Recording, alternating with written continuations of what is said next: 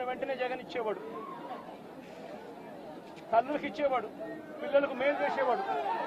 ప్రతి ఏప్రిల్లో జగనే ఉండింటే వసతి దీవెన ప్రతి ఏప్రిల్లో ఒక ఇన్స్టాల్మెంట్, వసతి దీవెనకు సంబంధించిన ఒక ఇన్స్టాల్మెంట్ ప్రతి తల్లి ఖాతాలోనూ పడి ఉండేది.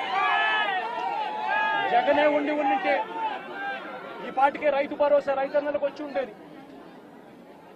ప్రతి సంవత్సరం జగన్ జూన్లో రైతు భరోసా అమౌంట్ ప్రతి రైతుకు క్యాలెండర్ పెట్టి మరీ ఇచ్చాడు.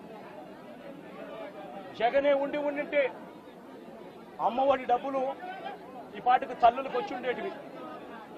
ప్రతి సంవత్సరం ప్రతి జూన్లోనూ అమ్మఒడి డబ్బులు తల్లులకు వచ్చిన పరిస్థితులు. జగనే ఉండింటే ప్రతి ఏప్రిల్లో మహిళలకు సంబంధించి అక్క చెల్లెమ్మలకు సంబంధించిన 0 వడ్డీ డబ్బు ఈ పాటికి వచ్చి ఉండేది. జగనే ఉండింటే మత్స్యకార భరోసా అన్నది ప్రతి ఏప్రిల్ 15 నుంచి జూన్ 15 మధ్యలో క్రమం తప్పకుండా జగన్ మత్స్యకారులకు తోడుగా ఉంటూ మత్స్యకార భరోసా ఇచ్చాడు. నేను అడుగుతా ఉన్నా, ఈరోజు వైఎస్ఆర్ కాంగ్రెస్ పార్టీ లేకపోవడం, చంద్రబాబు నాయుడు చెప్పిన అబద్ధపు మాటలతో ఈరోజు ప్రతి అక్క చెల్లెమ్మ ఎదురు చూస్తూ ఉంది. ఆ రోజు చంద్రబాబు నాయుడు అన్న మాట, జగన్ అయితే కేవలం 15,000 మాత్రమే ఇస్తాడు పిల్లల్ని బడికి పంపిస్తే, చంద్రబాబు నాయుడు అధికారంలోకి వస్తే 15,000 నీకు, 15,000 నీకు, 15,000 నీకు, 15,000 నీకు, 15,000 నీకు, నలుగురున్నారా మీ ఇంట్లో పిల్లలు 60,000, మళ్ళా ఇంట్లో వాళ్ళ అమ్మను చూపించి నీకు 18,000. ఇవన్నీ మాటలు మాట్లాడి ఈరోజు ప్రతి అక్క అడుగుతా ఉంది, ఎన్నికలప్పుడు నువ్వు చెప్పిన మాట ఏంది? ప్రతి 18 సంవత్సరాలు నిండిన ప్రతి వయసు గల అక్క, 18 నుంచి 59 సంవత్సరాలు గల వయసు గల అక్క చెల్లెమ్మకు ప్రతి నెల 1,500 ఇస్తానన్నావు. ఈరోజు రాష్ట్రంలో ఓటర్ల జాబితా తెలుసు మీకు, 4,12,00,000 మంది ఓటర్లు ఉన్నారు. ఓటర్ల జాబితా అంటే దాని అర్థం ఏమిటి? దాని అర్థం వాళ్ళందరూ కూడా 18 సంవత్సరాలు పైబడిన వయసు పడిన వాళ్ళనే కదా దాని అర్థము. మరి అందులో 2,10,00,000 మంది అక్క చెల్లెమ్మలు ఉన్నారు, 18 సంవత్సరాలు పైచిరుకు పడిన వాళ్ళు.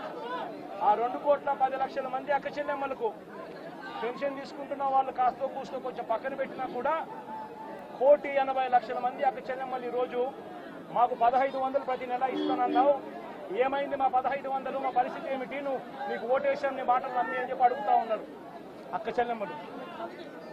ప్రతి అక్క ప్రతి పిల్లలు అడుగుతా.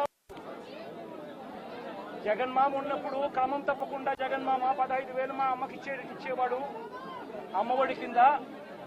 నువ్వు తల్లికి వందనం అన్నావు, మా ఇంట్లో 9 పిల్లలు ఉన్నారు, 60,000 మా ఇంటికి ఇస్తానన్నావు, ఎప్పుడు ఇస్తావు, ఎందుకు ఇవ్వడం లేదు అని చెప్పి అడుగుతా ఉన్నారు. పిల్లలు అడుగుతా ఉన్నారు, తల్లులు అడుగుతా ఉన్నారు, ప్రతి రైతు అడుగుతా ఉన్నాడు. వ్యవసాయం మొదలైపోయింది, వేగంగా నీకు వ్యవసాయం పనులు జరుగుతూ ఉన్నాయి. రైతు భరోసా సొమ్ము జగన్ ఉంటే వచ్చేది. నువ్వు 20,000 రూపాయలు ఇస్తానన్నావు రైతు భరోసా కింద.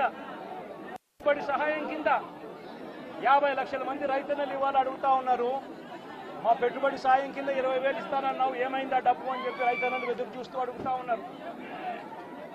ఈరోజు అక్క చెల్లెమ్మలు పొదుపు సంఘాల్లో ఉన్న అక్క చెల్లెమ్మలు అడుగుతా ఉన్నారు, ఏప్రిల్లో పొదుపు సంఘాలకు 0 వడ్డీకి సంబంధించిన 0 వడ్డీ డబ్బులు కట్టాలి, మరి ఎందుకు 0 వడ్డీ డబ్బులు మాకు ఎందుకు కట్టడం లేదు అని అక్క చెల్లెమ్మలు అడుగుతా ఉన్నారు. చదువుకుంటున్న పిల్లలు అడుగుతా ఉన్నారు, ఆ అక్క చెల్లెమ్మలు అడుగుతా ఉన్నారు. ఆ పిల్లలు చదివిస్తా ఉన్న అక్క చెల్లెమ్మలు, మా పిల్లలు చదువులు పోతా ఉన్నారు, కాలేజీలు అడుగుతా ఉన్నాయి ఫీజులు కట్టమని చెప్పి, సర్టిఫికెట్లు ఇవ్వమంటున్నాయి, సర్టిఫికెట్లు ఇవ్వమని చెప్పి కాలేజీలు అంటా ఉన్నాయి. 2 క్వార్టర్లు 2 త్రైమాసికాలకు సంబంధించి విద్యా దీవెన ఇవ్వడం లేదు, ఎందుకు ఇవ్వలేదు అని, వసతి దీవెన ఎందుకు ఇవ్వడం లేదు అని చెప్పి తల్లులు అడుగుతా ఉన్నారు, మత్స్యకారులు అడుగుతా ఉన్నారు, మత్స్యకార భరోసా ఏమిటి అని చెప్పి. ఇవన్నిటి నుంచి కూడా చంద్రబాబు నాయుడు ప్రజలను దారి తప్పించేందుకు, ప్రజలెవరూ కూడా ప్రశ్నించే పరిస్థితి రాకూడదు అనే ఉద్దేశంతో ప్రజల్లో భయాందోళన క్రియేట్ చేసే కార్యక్రమంలో భాగంగా ఈ మాదిరిగా దాడులు చేస్తూ ఈ మాదిరిగా అన్యాయాలు చేస్తూ ఈ మాదిరిగా తాను దిగజారిన రాజకీయాలు చేస్తా ఉన్నాడు. ఇది నేను ఒకటే హెచ్చరిస్తా ఉన్నా, ఖచ్చితంగా వీటి మీద ప్రొటెస్ట్ జరుగుతుంది. అసెంబ్లీ రోజున, గవర్నర్ ప్రసంగం రోజున ఉభయ సభలను ఉద్దేశించి గవర్నర్ మాట్లాడే ప్రసంగంలో గవర్నర్ను ఖచ్చితంగా నిలదీస్తూ, గవర్నర్ ప్రసంగాన్ని అడ్డు తగులుతూ గవర్నర్ను ఖచ్చితంగా నిలదీస్తూ వైఎస్ఆర్సీపీ గలం విప్పుతుంది.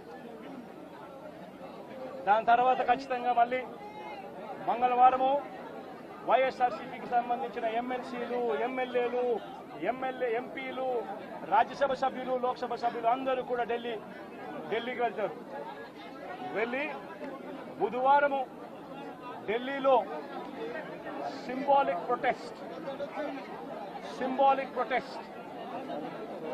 సింబాలిక్ ధర్నా ఢిల్లీలో చేసే కార్యక్రమం కూడా చేస్తాం. రాష్ట్రంలో జరుగుతూ ఉన్న దాడులు, రాష్ట్రంలో ఉన్న లా అండ్ ఆర్డర్ పరిస్థితులను దేశమంతా కూడా చూసేట్టుగా, దేశమంతా కూడా దీన్ని గమనించి, దేశమంతా కూడా దీన్ని ప్రొటెస్ట్ను వాళ్ళు కూడా ప్రొటెస్ట్ చేసే విధంగా దీన్ని హైలైట్ చేసే కార్యక్రమం చేస్తాం. ప్రధానమంత్రి గారి అపాయింట్మెంట్ ఇప్పటికే అడగడం జరిగింది.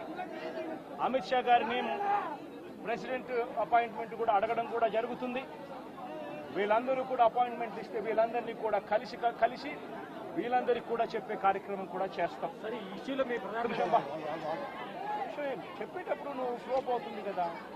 నువ్వు ఎంత ఆంధ్రజ్యోతి విలేకరు అయితే మాత్రం మధ్యలో వచ్చి చెప్పడం ధర్మం కాదు కదా. ఏం చెప్తా ఉంటే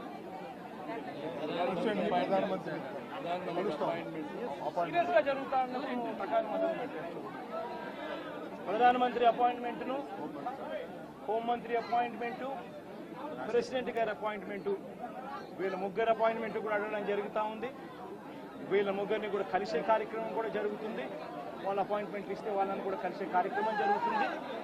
జరిగి వీళ్ళందరినీ కూడా రాష్ట్రంలో జరుగుతూ ఉన్న దిగజారిన పరిస్థితులను ఎక్స్ప్లెయిన్ చేసి రాష్ట్రంలో ప్రెసిడెంట్ రూల్ పెట్టాల్సిన అవసరం ఎంత ఉంది అని చెప్పి కూడా గట్టిగా వాళ్ళ దృష్టికి తీసుకొని పోవడం కూడా జరుగుతుంది. నిజమైన అడుగుతున్నాను. ప్రధానమైన డిమాండ్ ఈ ఇన్సిడెంట్లో మీదే అన్నా